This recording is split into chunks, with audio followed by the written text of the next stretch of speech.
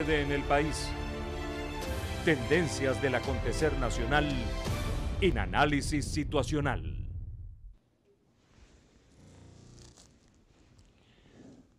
Hoy nos acompaña Jorge Rodríguez, escritor, político, médico psiquiatra, fue alcalde de Caracas, rector del Consejo Nacional Electoral, fue también vicepresidente de la República en el año 2007. Recientemente se desempeñaba como ministro de Comunicación e Información. Actualmente es jefe del Comando Nacional de Campaña Darío Vivas, del PSUV. ¿Cómo estás, Jorge? Bien, Oscar, muchas gracias por invitarme a este programa. Tenía tiempo sin venir. Sí. Y tuvimos largo receso nosotros. Correcto. También por las medidas de contingencia, las medidas de cuarentena y restricción. ¿Cómo están las cosas? Bueno, Escritor, ¿no? ¿Desde cuándo no escribes? Bueno, tengo ya... No, sabes que de vez en cuando me pongo frente a la computadora, sí, prosa narrativa. ¿Tus favoritos? Los anglosajones, de los actuales los anglosajones, Raymond Carver, el llamado realismo sucio de Charles Bukowski, sí. Henry Miller, sí. Don DeLillo de los nuevos, Paul Auster. Los poetas malditos. Sí. ¿Venezolano? Mira, venezolano a mí me marcó mucho en la juventud, allá en aquella canícula de Barquisimeto, descubrir Piedra de Mar, esa inmensa novela venezolana que también hablaba con un lenguaje de muchísima cotidianidad. Francisco Maciani me pareció un descubrimiento tremendo de mi juventud. También, claro, los clásicos increíbles como gallegos, hay que ir a Gallegos una y otra vez, Uslar. Pero de los venezolanos yo prefiero leer poesía. A mí me gusta mucho la narrativa anglosajona contemporánea, Hemingway, García Márquez, de los un poco más viejitos, Chekhov, porque también esos narradores rusos fueron como la antesala de lo que vino después en la narrativa contemporánea. Pero cuando leo venezolano me gusta muchísimo leer poesía. Me gusta Gustavo Pereira, Lazo Martí, me gusta muchísimo Rafael Cadena, la poesía de Rafael Cadena. Yo escribí Eugenio Montejo. En alguna oportunidad, y hay un venezolano que marcó mi estilo. Es más allá de la belleza, la profundidad de sus contenidos, de su prosa, era el modelo lingüístico que empleaba Ramos Sucre. Ramos Sucre, tremendo. La precisión en los adjetivos, en los sustantivos, en la idea. Sí, y esa oscuridad de la melancolía profunda de Ramos Sucre, como una especie de río subterráneo. Ese dolor inmenso. Ese dolor, bueno, lo condujo al suicidio. Fue uno de estos poetas que lamentablemente el mismo perdimos. día de su cumpleaños. Así es. Pero yo creo que es de los poetas más importantes y muy actuales, porque bueno, uno lee a los clásicos de la poesía venezolana y bueno, y lo acompañan mucho, pero Ramos Sucre se pierde en el tiempo, se proyecta en el tiempo. Sí. Extraordinario. Mira, bueno, hablaremos de modelos lingüísticos electorales, políticos. Ahora. Mira, es evidente que hay un impacto profundo, que la pandemia está provocando cambios profundos, no solamente en la economía, en la tecnología, sino fundamentalmente en las comunicaciones, en el estado de ánimo, en los sentimientos. ¿Qué han detectado ustedes como cambio significativo que ha ocasionado esta Fíjate, pandemia? la pandemia en Venezuela ha tenido como un devenir diferente a lo que ha ocurrido en otros países del mundo. Recuerda que el presidente Maduro propuso una serie de medidas en tiempos tan tempranos como antes de que apareciera el primer caso de infección por COVID-19 aquí en Venezuela.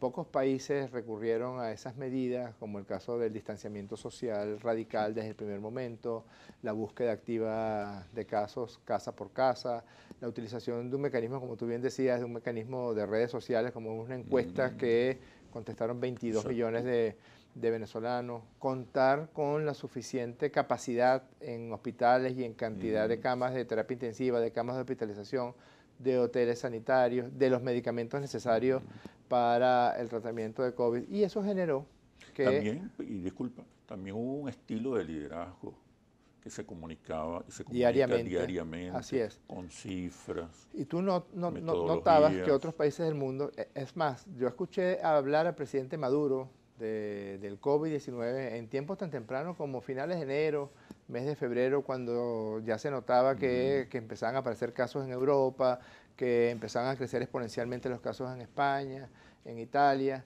y desde un primer momento él tenía la preocupación de que esa no fuera la forma, lo que los médicos llamamos la historia natural de la pandemia en Venezuela. Y esas medidas generaron un crecimiento muy lento en el número de casos en un primer momento. Yo diría que estuvimos todos los meses de marzo, abril, mayo, junio, con poco número de casos, y se generó lo que los científicos llaman ahorita la paradoja de la prevención.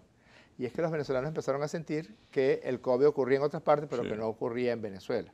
Y entonces, o era una treta o un engaño. Alguna cosa, pero empezó a haber como una especie de mitología de que no, eso no nos pasa a los venezolanos, los venezolanos somos inmunes al COVID-19. Eso sin duda alguna relajó muchas de las medidas que la gente, porque son medidas básicamente muy personales, muy individuales, muy de convencimiento de que en efecto estaba la pandemia allí. El uso del tapaboca, que si tú ves las calles de Venezuela, de un día para otro todo el mundo empezó a usar tapaboca, y eso cada vez más se demuestra, a pesar de que algunos líderes mundiales han, de manera errada... Uno de los primeros líderes, el presidente Maduro. Sí, pero otros han dicho que no sirve, que el tapabocas, etcétera. Pero la realidad es que cada vez se asume que uno de los mecanismos de prevención más importantes es el uso de tapabocas. Incluso salió recientemente un artículo en New England Journal of Medicine, que es una revista de medicina más prestigiosa del mundo, diciendo que podía incluso generar cierta inmunidad el uso del tapaboca, porque la carga viral que recibe la persona que usa permanentemente el tapaboca,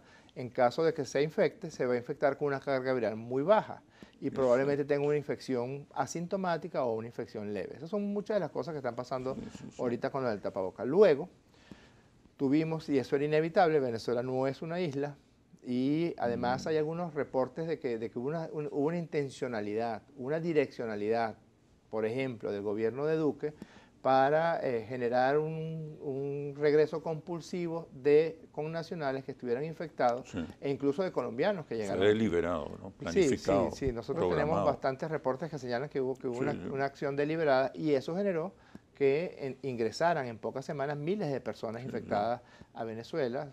Ponte que hayamos detectado que 12, 13 mil personas de las que ingresaron, digamos, legalmente, de las que ingresaron tomándose las medidas epidemiológicas necesarias.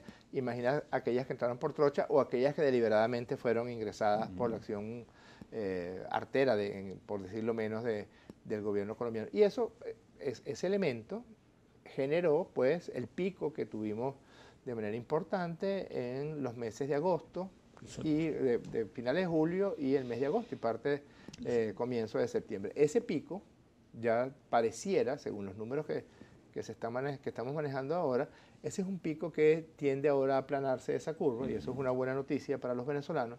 Pero es que además no es lo mismo, Oscar.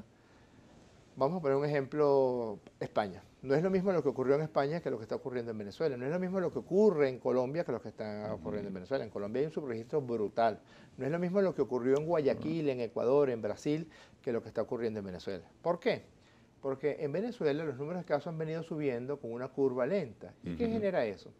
Genera que al tener menor tiempo, o sea, tardarse más en que aparezcan nuevos casos, o menor número de casos por unidad de tiempo, hay mayor cantidad de gente que se va recuperando, porque este es un virus que en 21 días aproximadamente ya desaparece su acción agresiva contra el cuerpo y desaparece su acción infectante de otras personas.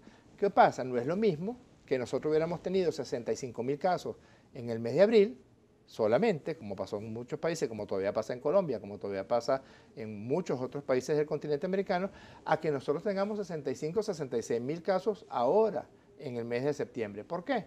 Porque podemos tener 65.000 casos en total, pero de esos 65.000, 50.000 ya están recuperados. Sí. Es decir, que casos activos realmente tenemos 15.000.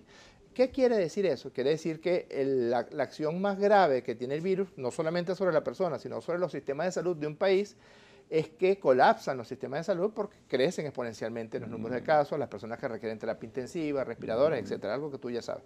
¿Qué pasa? En el caso de Venezuela, como se ha logrado que la curva haya crecido no de manera exponencial, a pesar del pico que tuvimos en el mes de agosto, pues hemos logrado atender al 100% de las personas. Vamos a ir a una pausa comercial. Ahora, me pegué con el COVID, pero es que sí, es apasionante el tema. Sí. Y quiero que profundicemos en las consecuencias ¿Cómo no? emocionales, ¿Cómo no? simbólicas, culturales ¿Cómo no? de esta pandemia. Sobre todo, nosotros pensamos en el momento que llegamos al fin de una etapa, al fin del neoliberalismo. Así es, sí, crujieron todos los modelos estos basados en el egoísmo y en el mercantilismo. Todas las contradicciones propias de este modelo. Así es. Y bueno, seguiremos conversando sobre eso después de los comerciales. Ya venimos. ¿Qué sucede en el país? Tendencias del acontecer nacional en Análisis Situacional. ¿Qué sucede en el país? Tendencias del acontecer nacional en Análisis Situacional. Te preguntaba, Jorge, ¿por qué la oposición, que ha tenido éxitos cuando ha decidido la ruta electoral, sigue insistiendo en la ruta insurreccional? Sobre todo este grupo que ha liderado la oposición, que ha liderado a la oposición durante los últimos 20 años. Bueno, ¿Qué hay ahí? ¿Hay algo más? Bueno, en primer lugar, ellos no se mandan solos. Exacto. Ellos lamentablemente no pueden asumir una posición propia, autónoma. Uno ve, yo creo que en 200 años de historia republicana no habíamos tenido un grupo que hiciera política de tales condiciones de entreguismo y de tales condiciones de genuflexión, en este caso, bueno, al hegemón del norte. Nunca. Yo he sido testigo Copella tuvieron posiciones nacionalistas. sin duda, pero en este caso ya es la entrega total. Sí. Yo he sido testigo de dos eventos concretos, objetivos. El primero fue cuando ya estaba listo el acuerdo de República Dominicana, en el año 18. Finales del 17, comenzó el 18. En febrero del 18 estábamos listos para firmar el acuerdo de República Dominicana, que era básicamente la ruta electoral que condujera a unas elecciones presidenciales donde la oposición tuviera las garantías suficientes y se les otorgaron con creces para participar en ese evento electoral. Yo fui testigo de, al menos varios dirigentes opositores me lo mencionaron a mí, de las llamadas que personalmente hizo Mr. Robinson, que era el encargado de negocio de los Estados Unidos, diciéndoles que quien se inscribiera en el evento electoral presidencial pues iba a recibir el castigo del gobierno de Donald Trump. Ya estaba Trump en el gobierno.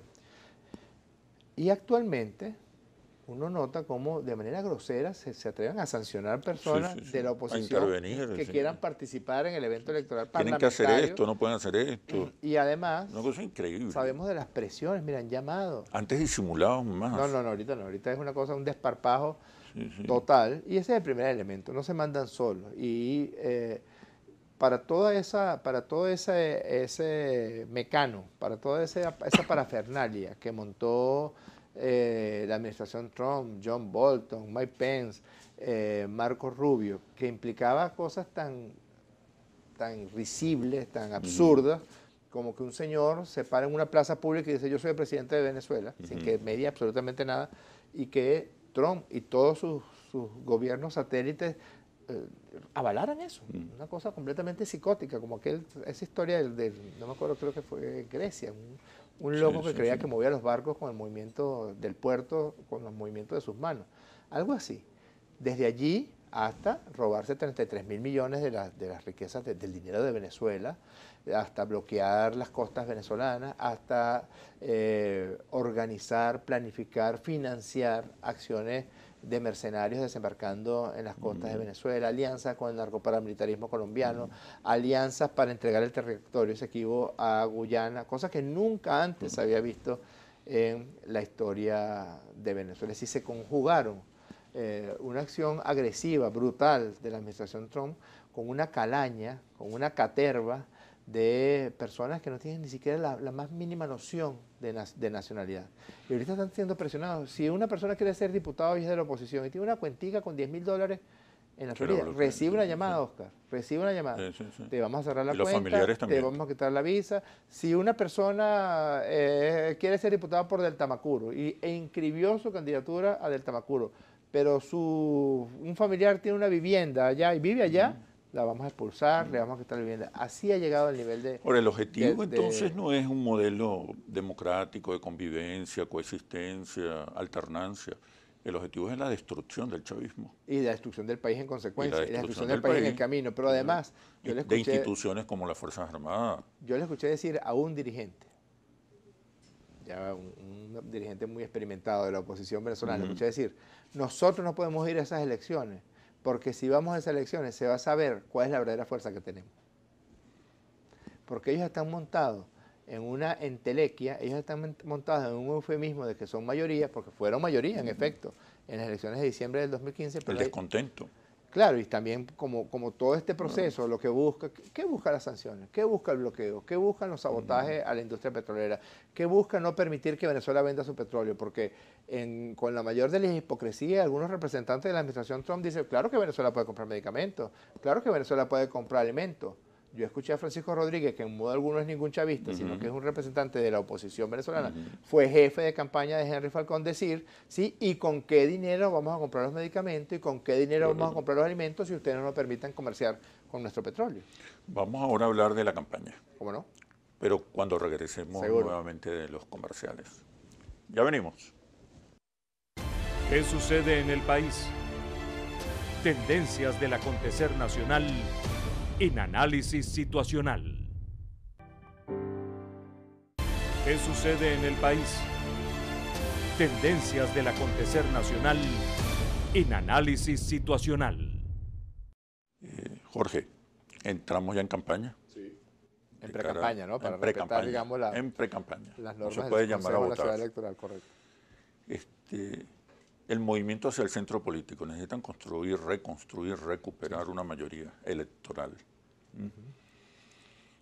Pero como decíamos antes, se han concentrado fundamentalmente en los convencidos, en los leales, que es más de un tercio del país, que es un porcentaje extraordinario para una fuerza política que ha vivido tantas dificultades, tanto asedio, sabotaje. Tienen previsto moverse al centro. En el centro los temas son la economía. Así es. Y la gestión, pero sobre todo la economía. Así es. Mira, claro, no voy a hacer algunas infidencias que tú tampoco me harías Por supuesto, yo entiendo. de tus estudios que son... La economía es clave.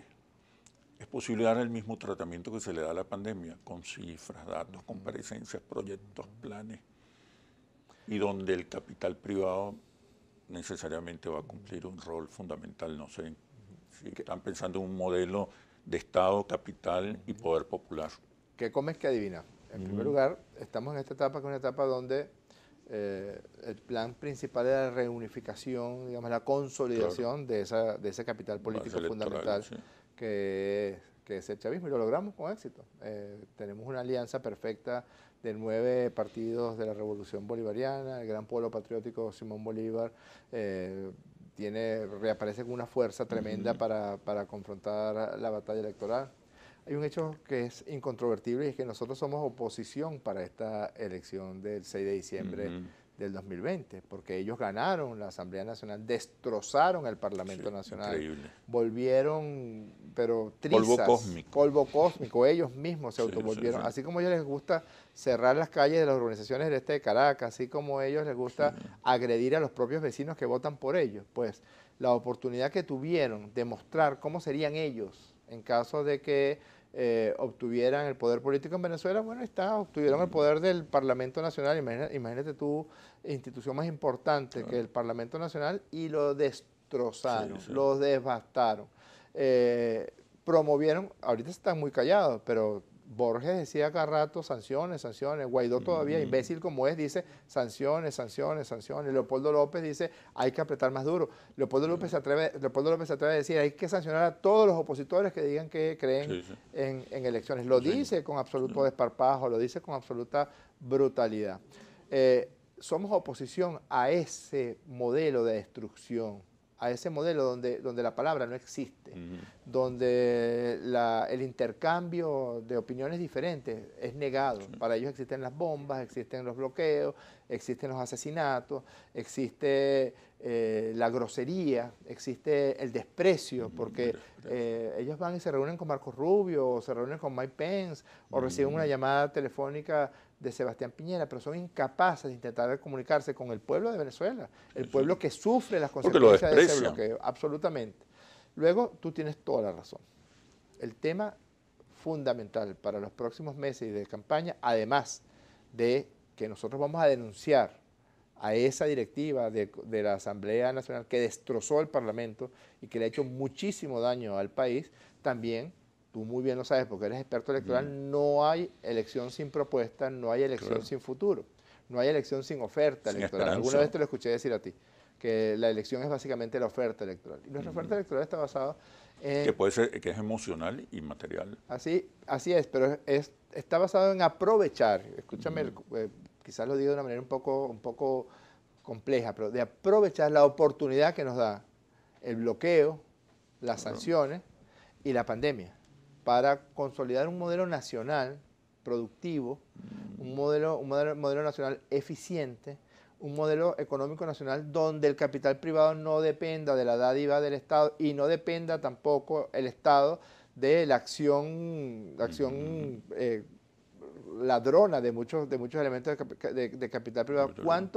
¿Cuánto del dinero que el Estado proporcionaba al capital privado no fue utilizado para los fines a las que fue destinado? Es decir, un modelo nacional que permita que el capital privado pueda crecer de manera productiva, no de manera parasitaria, y que el Estado pueda ser fuerte para lo que tiene que ser fuerte. Hace falta un discurso al sector privado. Sí, no, pero yo creo que si tú escuchas la palabra de presidente Maduro, sobre todo en este proceso donde, fíjate que ahorita la gran mayoría de las cosas que se están haciendo a lo interno en materia de agricultura, en materia de producción animal, en materia de manufactura, es convocando al sector privado.